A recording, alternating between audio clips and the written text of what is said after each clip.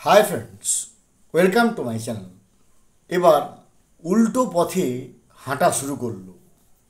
কে শুরু করলো, কেন শুরু করলো, কি কারণে শুরু করলো, আসুন আমরা এই ভিডিওর মধ্য দিয়ে আলোচনা করি। আমরা সবাই জানি যে স্পেশাল ইন্টেনসিভ রিভিশন নামে নির্বাচন কমিশনার, জাতীয় নির্বাচন commissioner, national election commissioner Gyanesh Kumar মহোদয় তিনি একটি নতুন স্টেপ নিয়েছেন, যার নাম দিয়েছেন স্পেশাল ইন্টেনসিভ রিভিশন, নিবিড় সমীক্ষা, যার মধ্য দিয়ে আসল ভারতবর্ষ নাগরিক যারা যারা ভারতবর্ষের থাকার যোগ্য নাগরিক, নিয়ম অনুযায়ী, শর্ত অনুযায়ী, দেশ অনুযায়ী তাদেরকে রাখা হবে ভোটার লিস্টে, আর বাকিদের ইলেকটোরাল রোল থেকে বাদ দিয়ে দেওয়া হবে। এরকম একটা প্রসেস নিয়েছে। তো এটা নিঃসন্দেহে সবার কাছেই একটা আনন্দের খবর হওয়া উচিত যে বারে বারে আমরা শুনি পশ্চিমবঙ্গে অনুপ্রবেশকারী এখানে সংখ্যা প্রচুর মাত্রায় বেড়ে যাচ্ছে। সেখানে স্পেশাল ইন্টেনসিভ রিভিশন হয়ে যদি শুধুমাত্র আমাদের ভারতীয় নাগরিকরা সেই ইলেকটোরাল রোলে থাকতে পারে এবং সমস্ত বাংলাদেশিরা আউট হয়ে যায়, রোহিঙ্গারা আউট হয়ে যায়, যে সমস্ত অনুপ্রবেশকারী নেপালিজরা তারা আউট হয়ে যায়, কিংবা যদি অন্য কোনো দেশ থেকে লুকিয়ে বসে থাকে তারা যদি বাদ হয়ে যায়, তাহলে নিঃসন্দেহে আনন্দের ব্যাপার। কাদের কাছে খারাপ ব্যাপার? না, যারা রোহিঙ্গার উপর নির্ভরশীল, যারা বাংলাদেশের কোনো না কোনো একটা যারা ঢুকে বসে আছে তাদের উপর নির্ভরশীল। কথাটা মানে কি না, এই স্পেশাল ইন্টেনসিভ রিভিশন করতে বিহারে দেখা গেছে যে আমি আজ ভিডিও করছি, গতকাল রাত পর্যন্ত নির্বাচন কমিশনের ওয়েবসাইট বলছে যে প্রাথমিকভাবে 57 লক্ষ ভোটারের নাম বাদ চলে গেছে। তাদের মধ্যে কেউ মৃত ছিল, তাদের নাম ঢোকানো ছিল, কারোর ডুপ্লিকেট ছিল, কেউ শিফটেড ছিল, অ্যাবসেন্টিস ছিল, অ্যাবসকন্ডেড ছিল, এটসেট্রা এটসেট্রা এটসেট্রা করে নানা রকমভাবে 57 লক্ষ ভোটারের নাম বাদ গেছে। প্রাথমিকভাবে যে ফিগারটা আরও বাড়তে পারে।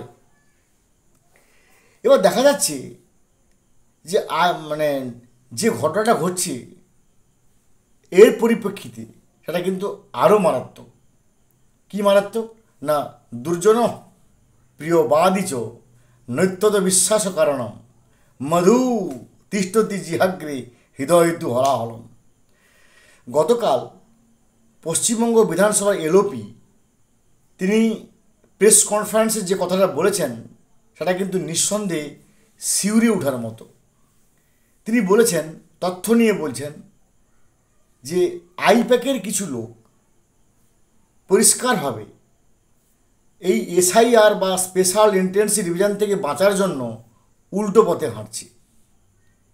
তাহলে উল্টো পথটা কী?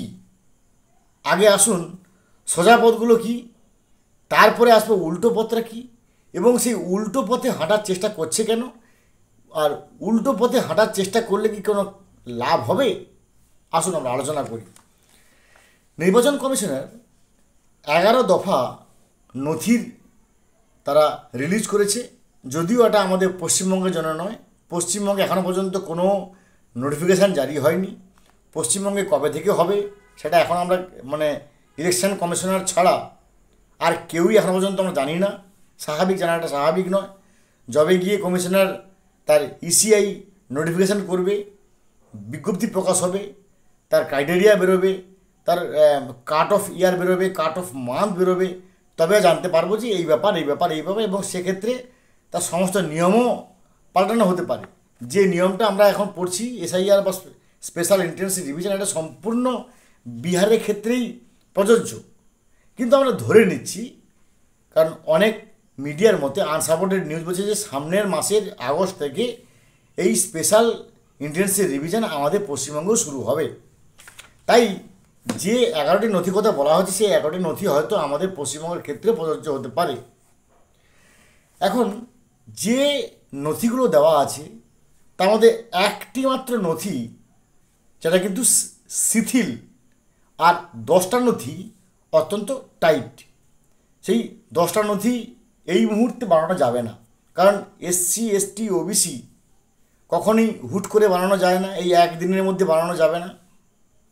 আবার বার্থ সার্টিফিকেট এই মুহূর্তে বানানো যাবে না, কারণ যিনি 18 বছরের ভোটার কিংবা 18 বছরের বেশি যারা ভোটার আছেন তাদেরকে ইনুমারেশন ফর্ম ফিল আপ করতে হবে, তাদেরকে বার্থ সার্টিফিকেট ইস্যু করা এই মুহূর্তে ইম্পসিবল।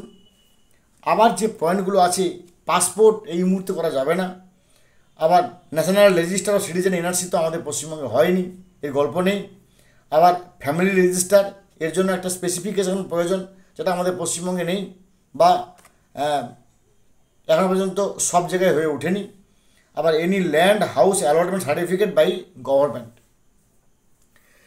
তাহলে উল্টো পথে হাঁটার একটা মাত্র পথ আছে, যেই বিহারের যে স্পেশাল ইন্টেন্সিভ রিভিশনের যে 11 দফার নথি, তার 6 নম্বর পয়েন্টটা, তার 6 নম্বর পয়েন্টে হচ্ছে একমাত্র শিথিল পয়েন্ট, যে পয়েন্ট দিয়ে ব্যাক পথে হাঁটা যাবে, বা আরও সহজ বাংলায় বলতে গেলে ব্যারিকেডের বেড়া ভেঙে ইলেকট্রাল রোলের ভিতরে হামাগুড়ি দিয়ে ঢুকে পড়ার একটা চেষ্টা করা হতে পারে বা অপচেষ্টা করা হতে পারে, যে নামেই আমরা বলি না কেন।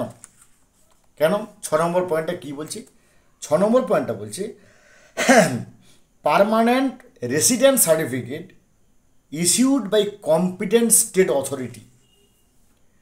অর্থাৎ একটা, যাকে আমরা সহজ ইংরেজিতে বলতে পারি ডোমিসাইল সার্টিফিকেট, এই যে পিআরসি যাকে আমরা বলছি permanent resident certificate issued by the competent authority, এটাকে আমরা আইনের ভাষায় বা লিগেল টার্মে বলতে পারি এটার নাম হচ্ছে ডোমিসাইল সার্টিফিকেট। এটা সম্পূর্ণ যে স্টেট গভর্নমেন্টে হবে এসআইআর, সেই স্টেট গভর্নমেন্টের উপরই ন্যস্ত থাকে, সেই স্টেট গভর্নমেন্টের উপরই এটা সম্পূর্ণ ভার থাকে।